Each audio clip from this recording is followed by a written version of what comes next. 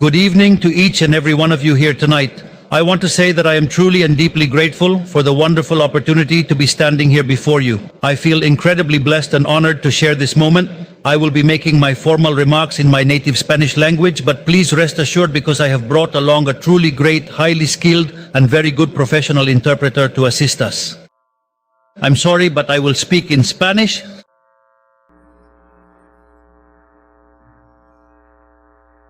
All my speeches begin with hola a todos, hello everybody.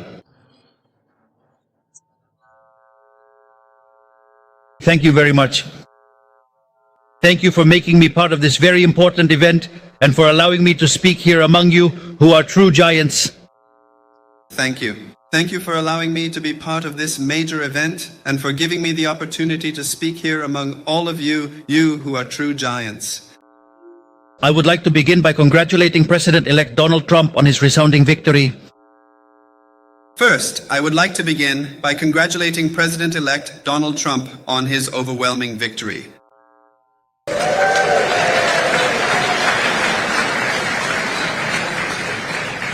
For the greatest political comeback in history, facing the entire political establishment, even putting his own life at risk. This has been the greatest political battle in history, standing up to the political establishment, even at the risk of his own life.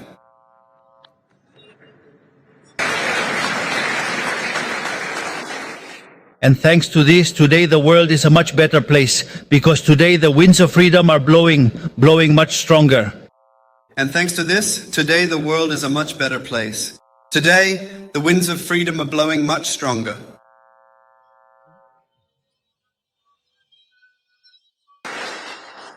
A true miracle and irrefutable proof that the forces of heaven are on our side. This is a truly remarkable miracle and positive proof that the powerful forces of heaven are on our side. In 1848, Marx began that sinister pamphlet, which was his Communist Manifesto, saying that a specter was haunting Europe, the specter of communism. In 1848, Marx began that sinister pamphlet, his Communist Manifesto, with the phrase, "A specter is haunting Europe, the specter of communism." In our world today, a different specter is haunting the globe. It is the powerful specter of freedom.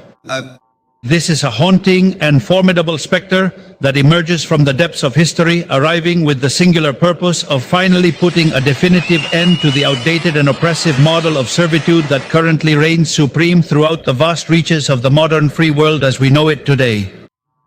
A spirit that has come to end the model of servitude that reigns in the free world.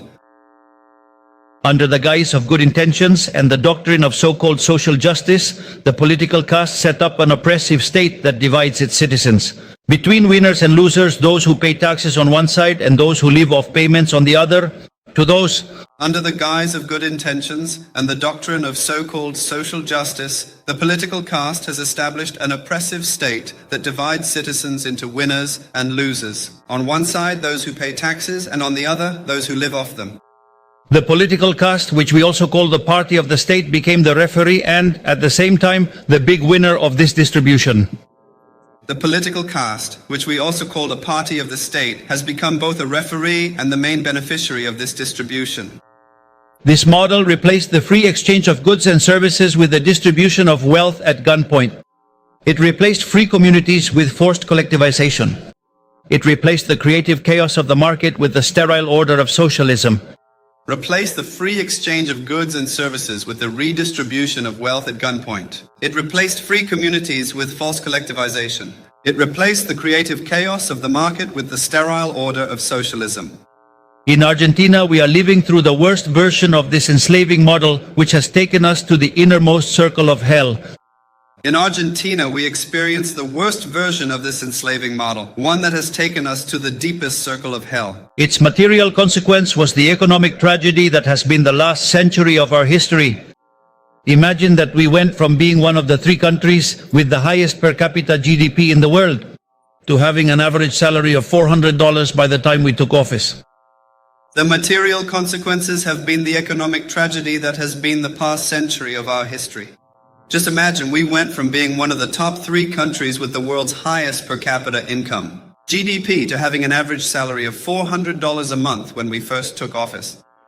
And as if that weren't enough, this has also caused havoc in the human spirit of our citizens.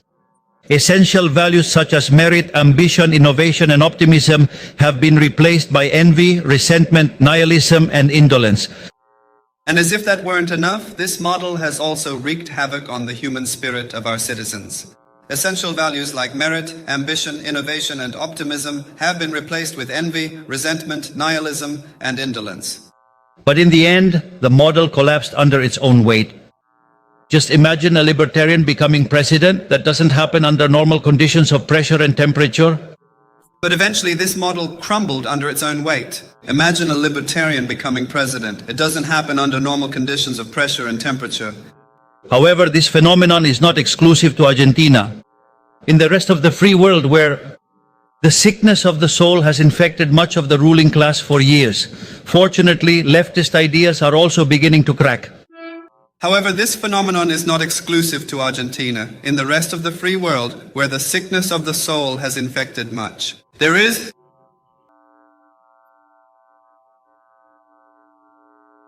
a silent majority, or rather a silenced majority, that has begun to make itself heard. Despite the enemies of freedom who cling to power by using and abusing propaganda, distortion, and censorship.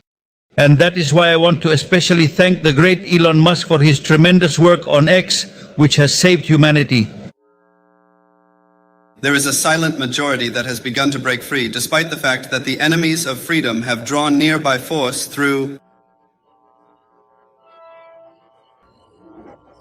Wait, what on earth is happening? I am honestly and completely at a loss for words because I simply cannot wrap my head around what is unfolding right here in front of me at this very moment.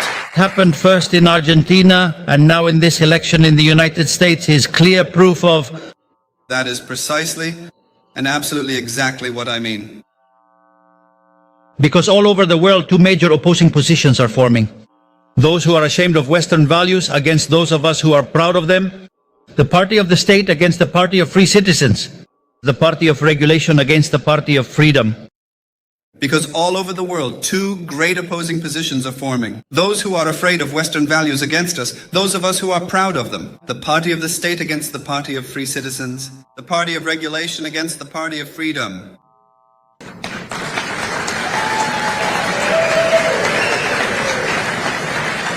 I am very happy to share with the new administration of the United States the same love for freedom. And I am convinced that together we will restore it to the place it deserves. I am thrilled to be able to share with the new administration of the United States the same love for freedom. And I am convinced that together we will restore it to the place it deserves.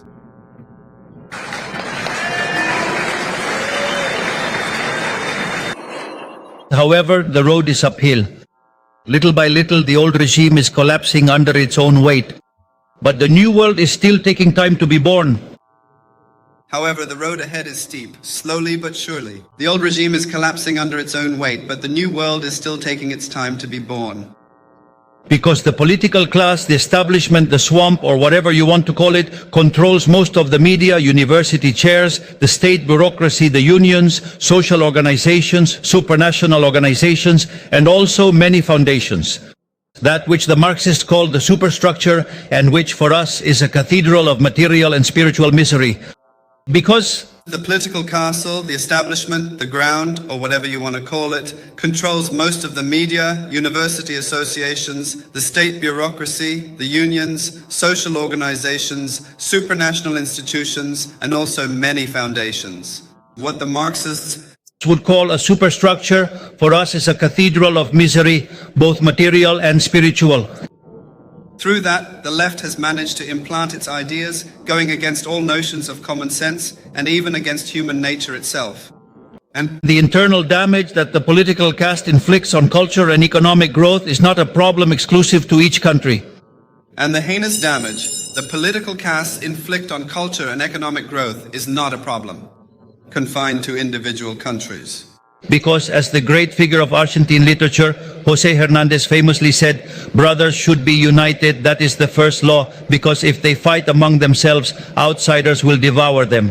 because as the great Argentine literary figure José Hernández famously said, brothers must be united, because that is the first law, because if they fight among themselves, they will be devoured by outsiders. 500 years before Christ, at the dawn of Western culture, hundreds of citizens from Greek city-states formed a league to confront despotism. Persian. In other words, when the West faced its first trial by fire, the free peoples rose to the occasion and joined forces to overcome it. 500 years before Christ, at the dawn of Western culture, hundreds of Greek city-states formed a league to confront their enemies. Today, at the very heart of our modern understanding, we still look back at this ancient alliance and its lasting legacy. Height of Western culture, we are facing a new trial by fire. On the home front, the fight against the virus, woke, and its disastrous consequences.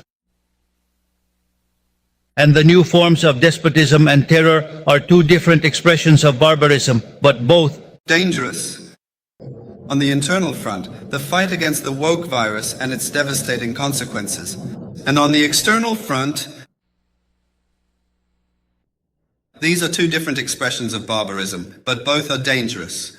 Just as our noble ancestors from long ago once did, I believe we must come together in unity to bravely confront this rising barbarism and form a grand alliance of free nations who serve as the dedicated guardians of our enduring Western legacy while establishing stronger and more resilient political bonds for the future. Barbarism and form an alliance of three nations, guardians of the Western legacy by establishing new political ties and absolutely, but also commercial, cultural, diplomatic and military ties. Thank you very much.